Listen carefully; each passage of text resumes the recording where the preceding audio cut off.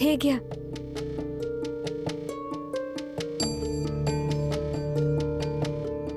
आता ह्यावेळी प्रश्न हरण्या जिंकण्याचा नाहीये, तर समतोल राखायचा आहे.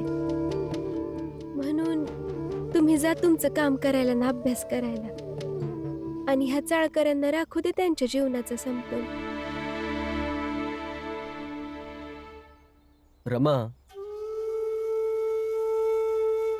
आज माझ्या ह्या मतावर प्रश्नचिन्ह निर्माण झालंय की आयुष्यातील समस्येचे निराकरण कायदा असतो.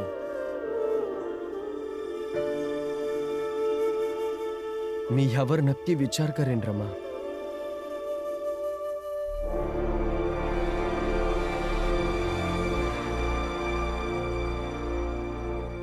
भीमभाऊ, मी तुमच्या सोबत येऊ का? मला कोकणाची गाडी पण पकडता येईल. हो चालेल वहिनी. आणि ताई, भाऊजींना हे नक्की सांगा की आम्हा सगळ्यांना त्यांची खूप आठवण येते. चल निघतो. चला वहिनी.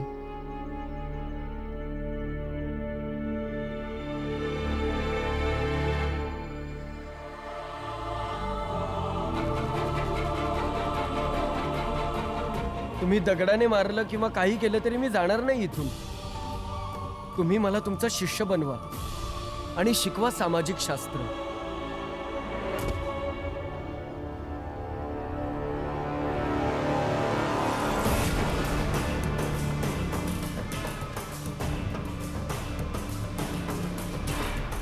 ए वेड्या, भीमरावला शिकवतोयस तू? आता नाही शिकवणार. की काय? ऐक, आता रक्त फक्त तुझ्या हातातून निघालंय, नंतर संपूर्ण शरीरातून रक्तच रक्त निघेल. कळलं? भीमराव, भीमराव, भीमराव,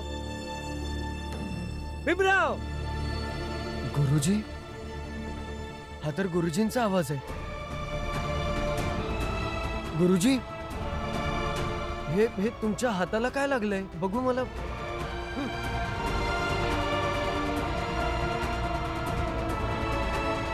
तू वह्या पुस्तक काढ, अभ्यास कर.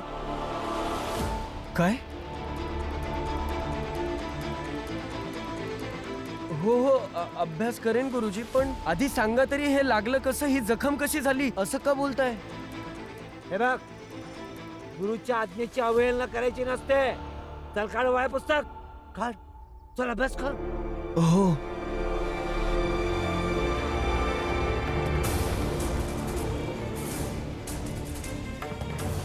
भीमतर येतच होता अभ्यास करायला. आवाज देऊन याकरता लवकर बोलवलं, कारण की तुम्हाला उत्तर देऊ शकू. चांगलं जाणतो मी तुमच्याबद्दल. खूप ऐकलंय मी.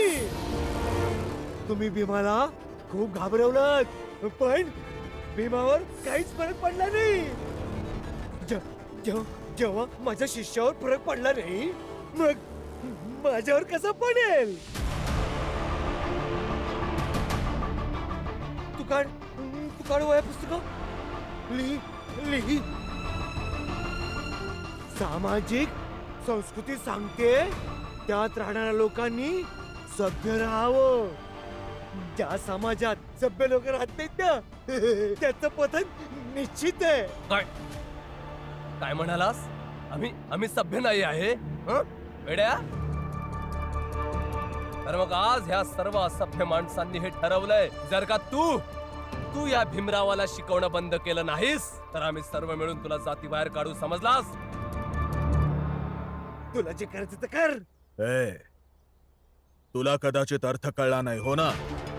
अर्थ हा की तू पैसे घेऊन भजी खायला जरी गेलास ना, तर ना तुला भजी मिळतील आणि ना भीक. कळलं?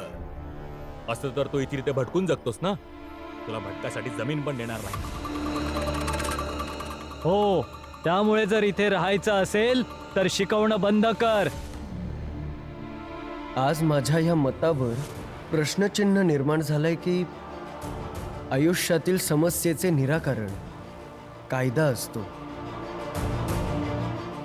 तुम्हा सगळ्यांना जे करायचं ना ते करा. मी शिकवेन याला.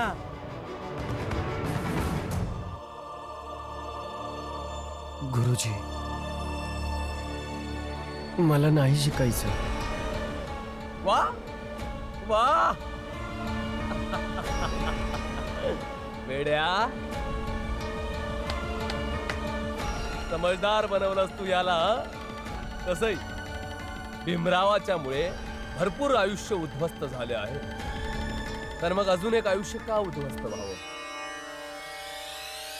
नाही भीम, हे लोक घाबरवतात तुला.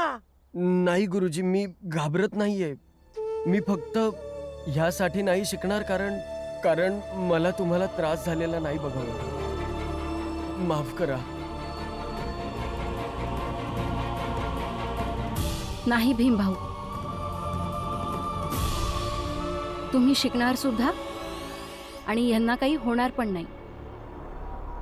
ए सरला, काय हा? 2-4 बायकांना गोळा करून वाटणी काय घेतलीस? काय वाटतं तुला, तू जग जिंकलंस? आणि तसही या वेड्या गुरुजीला वाटणी तर मिळणार नाही, कारण की हा ना महिला आहे ना कोणाची पत्नी.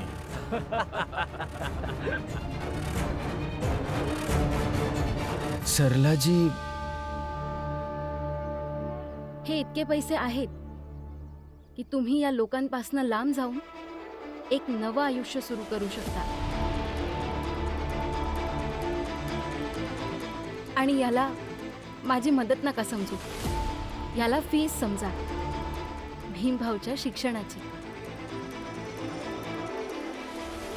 पण सरलाजी, तुमच्या पत्नीने माझी किती मदत केली, मग थोडी मदत मलाही करू द्या आणि नाही म्हणू नका. आणि तुम्ही सर्व जा आता आणि असं मानून जा की तुम्ही या व्यक्तीला जाती बाहेर केला आहे. जा.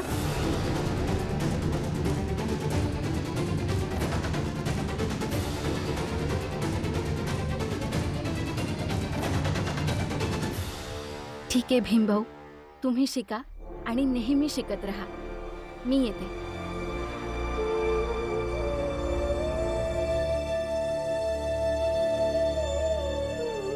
भीम, तू इथेच थांब, मी आता येतो. मला एक खूप महत्वाचं काम आठवलंय. मी आता येतो.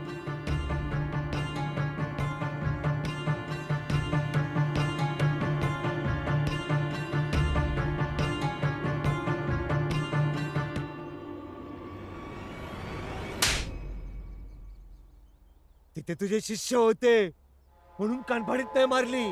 आजचा सगळ्यात मोठा शत्रू बेजबाबदार शिक्षक असतो. हे गाठीला बांधून ठेव, नाहीतर तू इतिहासाचा गुन्हेगार बनलेला असशील.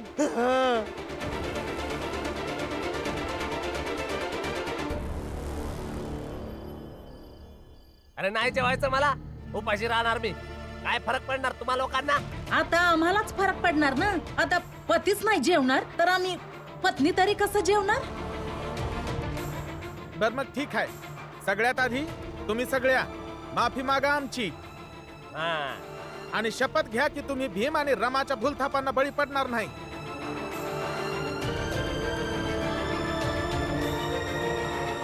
अहो पण माफी कशासाठी मागायची जर काही चूकच केली नाही? आणि आम्ही भीम आणि रमाच्या बोलण्याला भुललो नाही. ते फक्त खरं बोलतात आणि आम्हाला ते आवडतं बस. असं तर का मग माझ्यासोबत हे पण लोक उपाशी राहतील. आणि मला तर आता भविष्य स्पष्ट दिसून राहिले का ह्या चाळीत लग्न झालेल्या सर्व लोकांचं सगळ्यांचा शेवट या रामजी सारखाच होणार. या भीम आणि रमाच्या बोलण्याला बोलून समध्या बायका आपापलं घर सोडून जातील, जशी की जिजाबाई निघून गेली होती.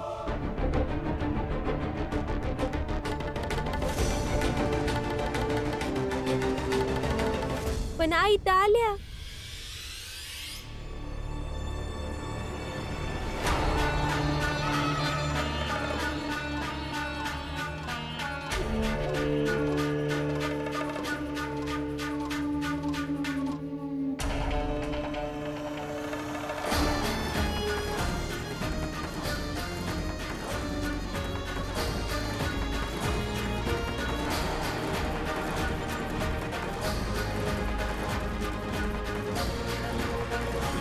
ज्या कामासाठी गेली होती ते झालं ना? घरात चला.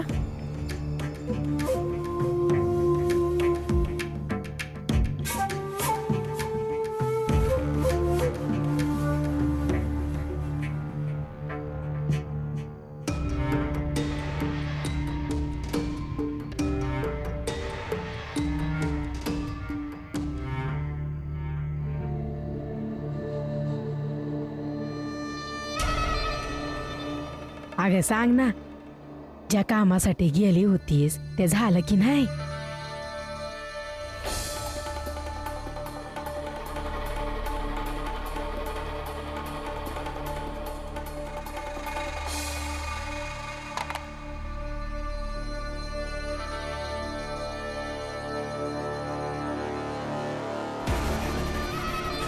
वा वा जिजाबाई वा. तसही तुझी ती माहेरची तुझ्या नावावरची जमीन होती ती कोणत्या कामाची होती?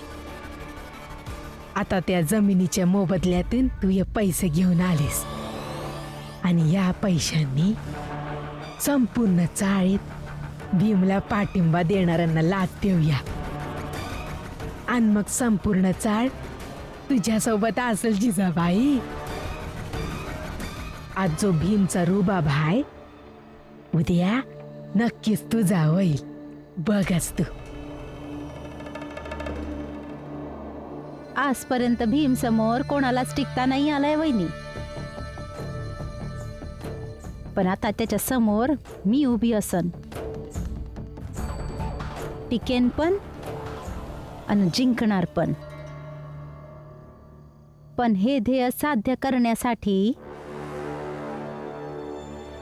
तुम्हाला इथं राहावं लागल. तुमची गरज आहे मला. तोपर्यंत तुम्ही कुठंच जायचं नाही. ही माझ्यासाठी शेवटची संधी आहे वहिनी, आणि तुम्ही माझा शेवटचा आशेचा किरण. या घरात आजवर ना मला माझा हक्क मिळालाय आणि नाही सन्मान, पण आता मी सगळंच मिळवून राहील, सगळं काही. जिजाबाई, या लढाईला मी जिंकवणार. आणि आता जशी आपण योजना बनवली आहे तशी आपल्याला ती अंमलात आणायला हवी.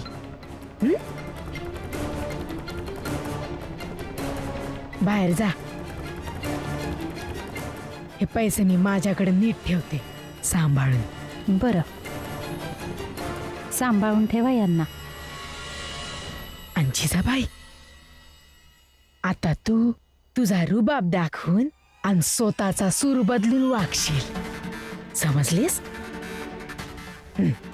जा.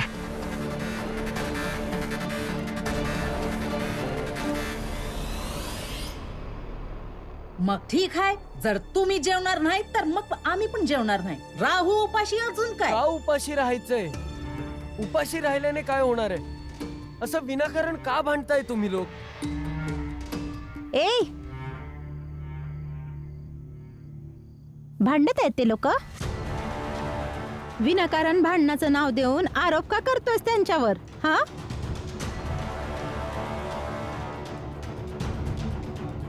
जिजाबाई,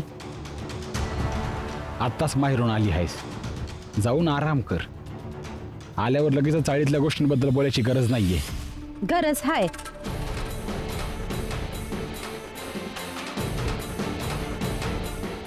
माझा पती तर माझा झाला नाही, आता यांचे पती यांचे होऊ शकत नाही हे मी बघू शकत नाही. जर आपल्या बायकोचं बोलणं तुम्हाला आवडत नसेल तर आतमध्ये जाऊ शकता तुम्ही. हा, जिजाबाई, हे कसं बोलतेस दादांबरोबर? बरं झालं तुम्ही इथेच आहात. एक काम करा, तुमच्या भावाला घेऊन तुम्ही पण आज जा. चला जा, काही गरज नाहीये तुमची इथं.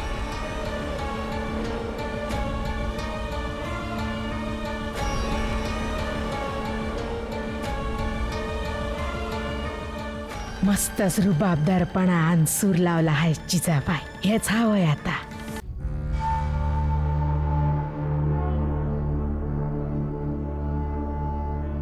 आई, आई, ह्या बायकांची काय बी चूक नाहीये. तुम्ही समद्या पुरुषांची माफी मागून या बायकांना गुन्हेगार का ठरवताय? नका गप्पा. मागू.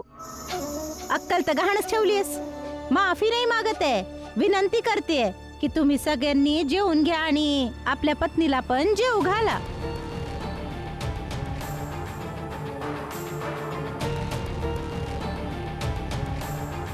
जिजाबाई असं का करते? हितेश भाऊ, आता तुम्ही सगळ्यांना समजवा की.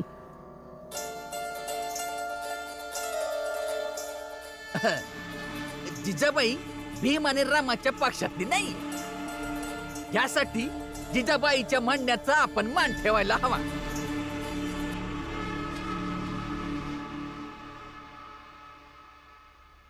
जनार्दन, जोखू आणि साकारा, तुम्ही तिघ जेवून घ्या आणि तुमच्या पत्नीला पण जेवू घाला आणि बाकीचं पुढचं बघता येईल. काय नंतर बघणार आहे? आत्ताच नीट राहावा ना तुम्ही. रमा, घरात चल. चल घरात. अरे काय उभे उभे तोंड बघत बसलेत? रोजच आहे. जाऊ दे यांना. जा स्वयंपाक करा आणि आपल्या पतीला पण खाऊ घाला. जा जा.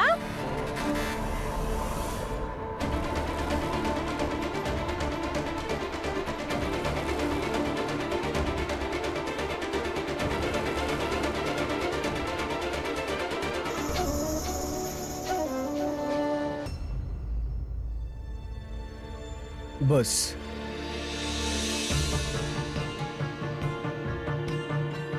हे बघ रमा, बाहेर जे काही झालं त्या बाबतीत आपण जरी काही करू शकत नसलो, पण जर आपली इच्छा असेल तर आपण इथे बसून आरामात अभ्यास करू. काही वेळ अभ्यास करू. घे.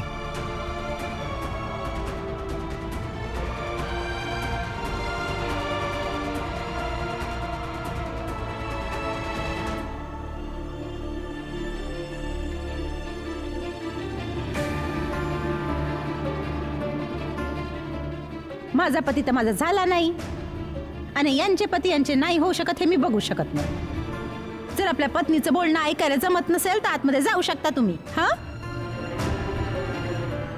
आई बाबांशी असं नाही बोलू शकत.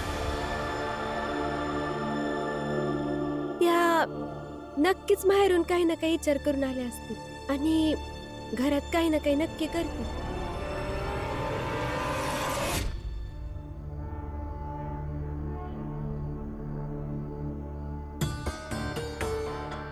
तुझ्या बहिणीने संदेश नाही पाठवला का की मी त्यांना म्हणालो होतो की जर तुला शांती हवी असेल तर माहेरीच राहा. जर पतीला काही सांगायचंच नाहीये तर त्याच्याकडे कशाला आलीस?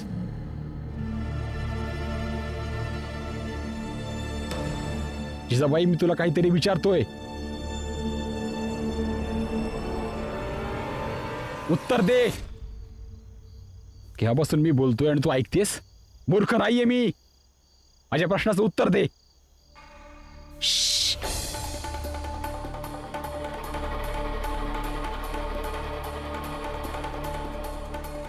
आता जेव्हा मी माझ्या माहेरी गेले होते ना, तिथे फार मोठे ज्योतिषी भेटले मला.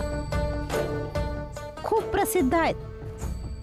तर त्यांना सांगितलं मी की माझ्या सासरी सगळे खूप प्रश्न विचारतात. मग त्यांनी मला खूप छान उपाय सांगितला. विचारा कोणता? विचारा ना. कोणता?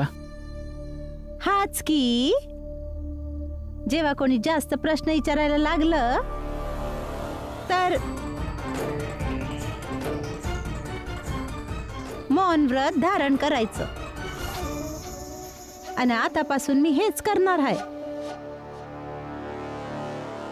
अच्छा, म्हणजे तू काहीही करशील, काहीही बोलशील, तुला कोणी काही विचारलं तर तू उत्तर देणार नाहीस? असं नाही चालणार. मी हे होऊ देणार नाही.